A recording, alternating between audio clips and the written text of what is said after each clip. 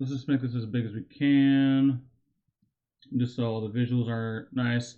Okay, so talk about the concept. So what we were just talking about is people I don't understand, because they have the ability to do something, they will always attempt to do it, and because they can do it or it is sometimes successful, they think, oh, this is just the correct way to do things. So to put this in like a League of Legends example, and then obviously we'll translate this back into Flesh and Blood, is let's say you're this blue side team, like this is you.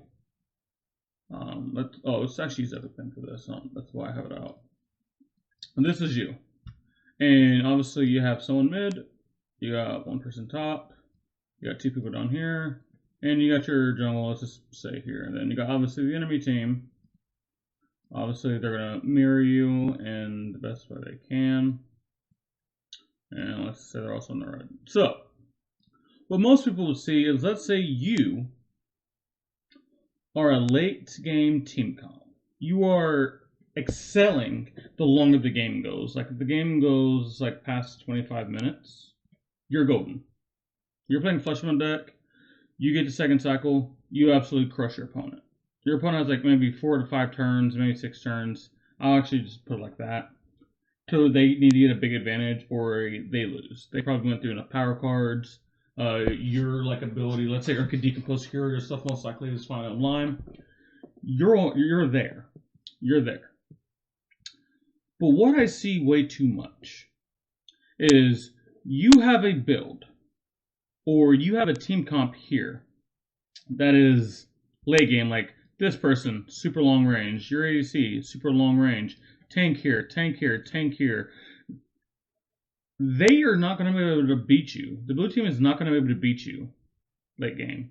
Because let's say they have like an assassin here. This is an assassin.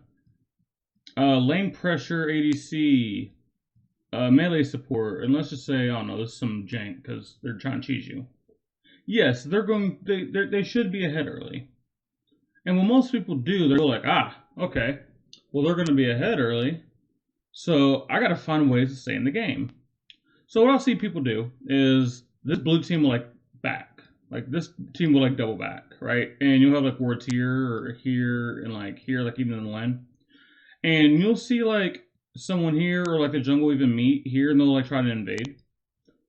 And while, yeah, this seems very, very open. But let's talk about what is actually happening when this is going on. In this game, there's something called teleport. What teleport says is no matter where you're at on the map, you can click a button and after a few seconds you TP. So this blue person backs here, after like 5 seconds, boop, they can come right back here. And waves spawn every 30 seconds, and if I remember, there's 6 creeps. So both sides are going to have 6 creeps. And these spawn, Jesus, I forget. I guess every 30 or there's some like a regular interval that they come in. And they have XP and gold. Everything in this jungle, XP and gold. Every last thing can be killed. So, let's talk about what this yellow team is doing. They are going from red here, and this person's going mid. They're going to try to invade. Now, obviously, this is down because we know that the jungler did this, but hey, let's say these are up, and they might even look to go here because, you know, they're there.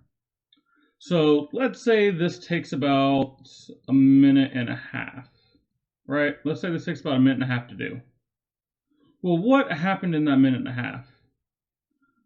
3 waves have spawned, and unless, like, you know, you've come 100% confirmed this is up and you can kill it, this is up, you can kill it, and you possibly either kill this person or deny him so much XP where you get ahead here, you lost out on 3 waves. And let's talk about what happened during those 3 waves. This mid laner got 3 waves of XP. And let's say you were even at the start. So now what happens? Like, you're level 11, they were level 11. At the end of this minute 30, you're probably still level 11, and now they're level 12 and like a 4th. And obviously, more points in your abilities is base damage and cooldown. Now, and Dragon's up, right? You can close your Dragon's up. So you guys don't find anything successful here because the enemy mid laner should say, hey, no one's here. they probably went left because these are possibly up. Back off. So this person should just back off. Even though they're early game, you still have to be intelligent, right? Okay. So you lost 3 waves, now you're down to level 1/4. Dragon spawning. Well, you're going to have to back or you're going to have to go back to mid. Both of these are not great. Let's talk about what happens with both. Let's trash both. So now you're the mid laner. Other mid laners here. You came back. You're down a level 1/4. Right? If you go back mid, well, you have gold. To actually stay on par with the enemy mid laner, you're probably going to need to back and buy items. You might even still be behind, but the longer you wait to back, the more in-hand gold that you have, the weaker you actually are. It doesn't matter like how big your gold lead possibly is. Just like in a game like Flesh and Blood, it doesn't matter that you're up 10 life or you're up 10 to 15 cards in deck. That doesn't matter. Context matters. Context matters. You haven't spent any of this gold. You could be up 2k gold. Because maybe you got a kill at some point and you have them back from like 4 waves. But this person's spent all their gold. They're actually stronger than you. And they're up a level. So realistically, most of it, it's actually probably going to be like a 2-level fill because of the gold gap. So you're going to be stuck here. So then if everyone goes to this dragon fight, let's say everywhere else is even except maybe your jungle's slightly ahead by like maybe half a level.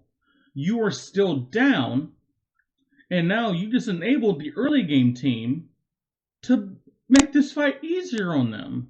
Their goal is to be able to get all these objectives and crush you out. You just help them. Because what are you going to do? Back and just let them have it for free? I mean, a lot of times, yeah, you should, but in this situation, because you chose to stay in mid, you clearly want to contest this. So you're probably going to lose this fight. So now what happens? You're going to lose another, let's say the dance is another minute. You've spent 2.5 minutes not farming, and I'll give you, let's say it took like 15 seconds to go wave. I'll say you spent 2 minutes and 15 seconds not farming as the late game team comp, as the late game character.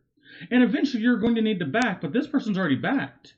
So either A, they can match back you, and then they're still going to have their same lead, or they can start pushing, and now if you don't have TP, hopefully have TP, you're going to end up losing creeps and minions. But if you have TP, now they took your TP. Now if they start to rotate on the map, you cannot match. And where did all of this stem from? You going, hey, it is possible for me to invade here. It's possible for me to invade here. It's possible for me to look here. Absolutely, you have all the right to do that. But what you have to think, and even in Flesh and Blood, what you have to think is, what happens afterward? What position does this put me in? Because if you, as the late game character, think that if I invade 2 camps while sharing and maybe get a kill, if you come to the conclusion that is a winning strategy, I think you have to rethink a lot of things. What should have happened is, hey, I'm a late game character. Brother, I'm just going to sit here and farm, grab camps if I can. My jungler says I can split, cool. If I can solo maybe raptors, cool. Heck, maybe I'll touch these if I think that maybe they went this way or if they backed. I'm not going to split them and I'm not going to risk it. Why? Why would I do that? That doesn't make sense. Just because I can't do something doesn't mean I should. Right? Does this make sense? And I could go more in depth with this, but I kind of want to keep this so I can get this back to more Flesh and Blood. So here, it's going to undo literally everything, isn't it? Jesus Lord. Let's just make new. How do I make new? I flipped up. Wait, why is my... Oh, I'm still on Epic Pen. That's why everything's messed up. Okay. Hold on. I gotta remember... let's just make it... Yeah, let's just make it known. Okay. So now let's talk about where all this translates into Flesh and Blood. So let's do an example. I'm Kano, and you're actually Oldham's not the best example because it's actually kind of, yeah. And also, why is it using this? What? Hold on. No, I don't want to save. I want to use this. So, like, I'm Kano. Why is it like that? I need black. Up this a little bit. This one, I think. So, like, so I'm Kano. And what deck usually runs AB3 like 90% of the time versus Kano? Let's say you're just a warrior, right? Any warrior, AB3. So there's a few different ways to approach this matchup as the Kano side. Obviously, you can pitch stack. Pitch stacking is the process of intentionally only putting cards back into your deck that assemble a combo in X amount of turns. So this would be you're pitching Wildfires, Tomes when they're legal, Kindles, Blazings, all that stuff, and you do literally like 40 to like 80 damage threatened, and usually you kill people. You can choose to play tempo. So this is like block with like 1 to 2 cards a turn, play 1 to 2 cards a turn. Very solid. You'll nickel and dime them here and there, but depending on the build and what cards you get to keep, you only need to leak a little bit of damage, which, because of how your combo works, how much damage you need to leak, obviously, it's going to depend game to game and what you see in what order and what they have. And then lastly, you can go full Unga Bunga. You can go full just like Psychotic. You practically no block the whole entire time, and you just keep fishing for spells. So, if I'm an AB Warrior, if I'm going against AB3 Warrior, the last thing I'm probably doing is this. Last thing I'm probably doing is this. So, we're actually going to get to just erase that, and you'll see where I'm going here. So, we've already eliminated something we're going to do. So now that I've decided I'm either going to play a tempo game or I'm going to pitch deck, every decision I should do should correspond with that. So let's say they might have just enough speed, or they have cards like Oasis, they might just be able to stuff me. May not be able to pitch stack because I seen a Wildfire early and I didn't really get enough cards next to it, even though I tried to pitch stack it. Obviously using that kind of fake scenario. So let's say you decide that tempo is your best bet, and you're going to get them to like 28, and then you think you can kill them no matter what. Okay, cool, sweet. So now that we've solidified what we're going to do, everything we do should correspond with that. Okay, so our goal is to keep our level relatively high and play tempo. So the warriors swing at us. There's a few times we're blocking. We're giving them like 2 cards, and then going like Crucible, Aether Swindle for 5, chipping them a little bit, opting. Life's good. Life is good right now. But what I see some people do, and I mean this is the most random, this is like turn 4. And you have maybe like 1 Epot at max. You have Stormstriders, Tunics up, Metacarpus, Node, and Rags. And this is a Crucible. Now let's say you just have your Wildfire here. And your hand is like blue. Let's go Lessons. And then let's actually just give you Sonic Boom here. And I'm using like another yellow here for a very precise example, most because we have the Epot and the Tunic. So what I see a lot of people do is you do have a combo hand here. You definitely do. But they're an AB3, and because Kano might be a known quantity, you notice they have Tunic on 3. Put there too. And they have a card in Arsenal that's been there for a while. But what people will do is, well, see, they're like, hey, my opponent's tapped out. They only have Tunic. They could have an Oasis, but they also could not. And now, obviously, with Kano, this is slightly different, but like just pick up on what I'm saying here. Just understand like the formatting of what I'm saying. They'll be like, you know what? I'm just gonna combo here. And they've seen like a bunch of reds, a few blues. They can't actually determine what's the likelihood of positive spells being on top. Now, obviously, like with combo here, you obviously just like Kano, Rags this on top, flip. But the reason why I bring this kind of thing up is because what is your math? Where is your opponent at? Let's say your opponent's at like 37. And you try to combo them here. And then let's say you get your red. Because hey, I just said you've seen a bunch of blues. You flip into a red. And now the calculations that you are having, because obviously you're going to put the lessons on top, right? Because that's your combo piece.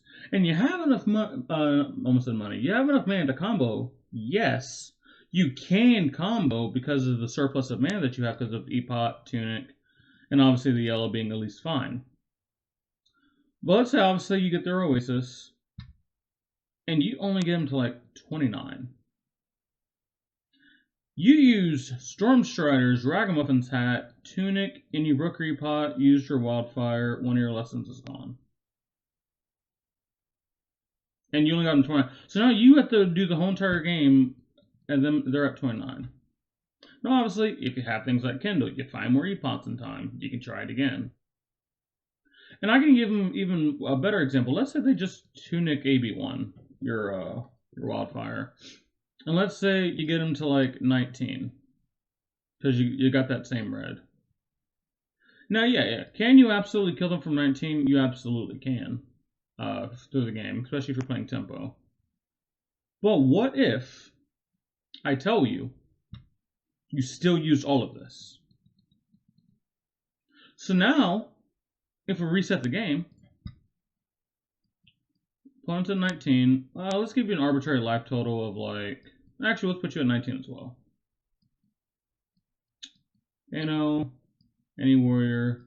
They still have AB3. None of you have Tunic counter available. We'll let you keep your Metacarpus node, but your Tunic is on 0. And this is all you have. So your opponent obviously is going to redraw up. You're just going to pass, and then you'll redraw up. So now you have to complete this game versus an AB3 warrior with most of your combo pieces gone. And the main issue is, clearly if you would have had more Epots, you would have played them. There's still probably 2 Epots in the deck. There's probably still 1 to 3 Deja Vu potions still in the deck. You have 2 Wildfires, we'll give you that, right? We'll give you that. So technically you have cards that you need here. But these are misses off of Kano when you're in post combo. Because what's going to happen is once they see this stuff is down, they're going to play more aggressive. And while yes, and this is literally, this goes back into the same point, you notice them starting to play more aggressive because they think you can't burst them. So this leads you into maybe thinking, oh, if they just keep tapping low, I can probably kill them. And yeah, there will be scenarios where you do kill them. There will absolutely be scenarios. But they're going to be much harder. You're going to get stuff more often. God, and if you haven't seen any Kindles, those are misses. If you haven't seen Gems, those are misses. Playing a card like Sonic Boom, that's a heavy investment for possibly not a lot of payoff. You actually put yourself in a worse position to get in 19. Now, where this exact scenario is much better is if you're going into like an Oldhim, when they ran Crown of Seeds, AB3, and all that stuff. That's a different story. If you could deal 20 to them, you do, because of how the game plays out. Whereas in AB3 War, that's not the case. You actively shot yourself in the foot because you said you could do something. Because it made you feel good to put in 19, look what you gave up. Look what happened. And you can do this example for so many decks. Let's say you're playing Fi, or any ninja, and you're going against, let's say Jarl. I don't know, because I just said Jarl. And you're doing the 5 thing, you got a 4-card hand. Most of your cards is going to be a 0 for 3. Let's say this is like a Blaze Headlong. This is going to be a blue, and this is 3. And obviously you have Searing Emberblade. And you got your Phoenix Flame here. What I'll say a lot of people do is they'll go 3, Sandhammer Blade, pitching. Lays headlong. 3, Phoenix Flame.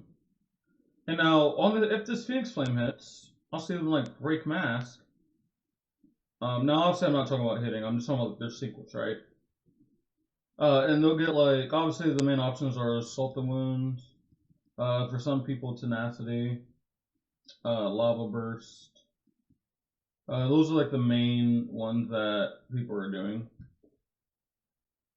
But let's look in context and let's look at how the Yarrow opponent reacted to all of this and see what actually happens. So you send this 3, they'll match it. They'll block. They got 3 more cards in hand. You send the Sandhammer Blade, they'll eat 3. So you've hit 1 time and dealt 3 damage.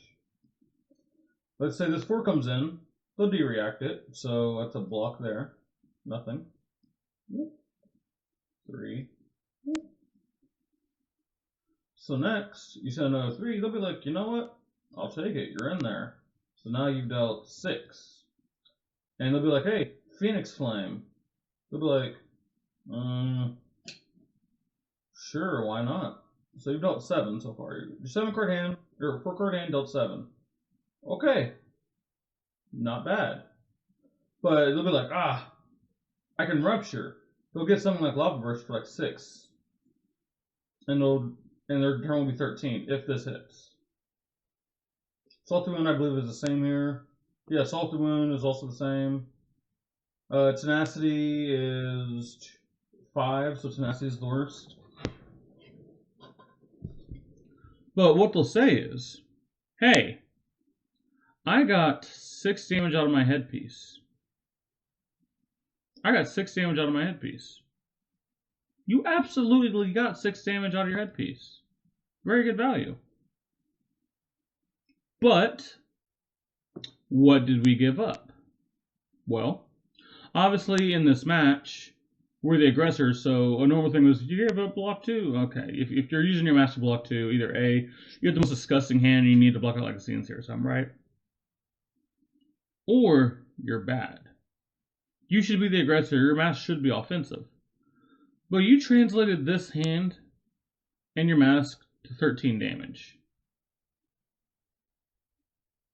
Are you, if I told you, hey, I have a 4 card 13, what are your thoughts? Or actually a 5 card 13.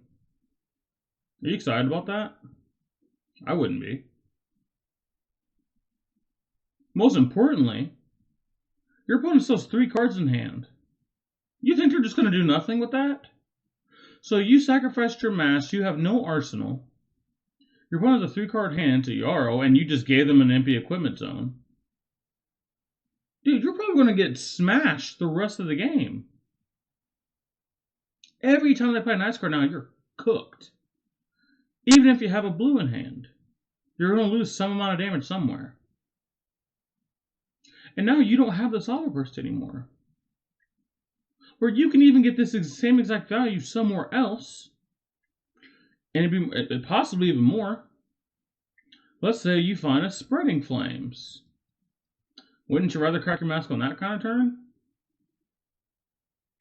Let's say you're doing that that Devotion deck, the one that 1 for 4, where if it's last name was Draconic and it hits, you can play it again. What if you got an Ignite off of that? Like I'm talking like you go swing, Phoenix Flame, grab Ignite, Devotion. Because I've literally seen this exact play happen. Where they go Ignite and they go Devotion, and it's just like, cool, I can't do anything. And I just got devoted like 2, well, not me. I seen someone get devoted 2 or 3 times. And they just lost so much life. And it was a perfect turn to break mask for it. These are the concepts I don't think people will understand. If you're playing a wizard just because you can combo off at a random time, even if you're set to do them all the time, does it matter? If you're 5, just because you can get the 6 value off a mask, but you're easily, and also another thing, it's not like it's hard for you to get more value off of it. It's not. And also, you gave the Yarrow opponent an easier way to disrupt you. And you can look at other decks, like let's say you're playing Doranthea. Would you really want to use your Stillbreak Supremacy? What's the one that in the tutor card? I forget the name of the tutor card. Would you really want to use that like on a random turn? Like let's say you even blocked with a couple cards, but you're like, hey, if I can get to hit, would you want to use an Iron Song Determination turn and only go like swing? Wouldn't you want a couple big pumps and be able to chunk them really hard? Especially when you're equipped to do that. Now, obviously, things change if you are pressured. Like, if you're pressured to have to do something. Like, let's go back to Kano versus Fi, back when Fi was still in the meta. There were times where I would just send combo turns over turn 1 if I even had, like, an ounce of it. Because this is normally a 1 to, like, 3 turn game. Because you have no blocks, you don't have armor, and the Fi usually is running either Spell Void 1 to 2. Sometimes they're running no AB, sometimes they'll have, like, AB1. They're not really worried about you. They're trying to kill you before you kill them. So I'll just send it. Because, yeah, if my 5 points at 19, I can probably kill them in like 2 turns if my deck doesn't hit me. Yeah, if I get them even lower than that, yeah, they're like super dead unless they just draw the nuts. This is an entirely different scenario. But what I also see people do is like they'll take this scenario and say to catch all, so all my opponents, oh, it doesn't matter, I'm just gonna send it. Because what if they just kill me? No. You have to understand there's a time and place for things. Just because things are possible doesn't mean you should do it. And that's just the thing in life, too. Just because you can blow money on something crazy doesn't mean you should. What if you just save money? What if you invest that money? What if one of your friends desperately needs someone you care about and you can be that person that provides that for them? I'm not saying don't ever be like selfish, spend money on yourself. Absolutely do that. But when the time calls for it. So many people do stuff when the time doesn't call for it, and they get punished. Every time. Except the one time it works, and they'll use that as validation. Ladies and gentlemen, if you guys learn anything from this, please put more of your plays in the context and understand what is actually going on around you. Because if you don't, you're just going to fall.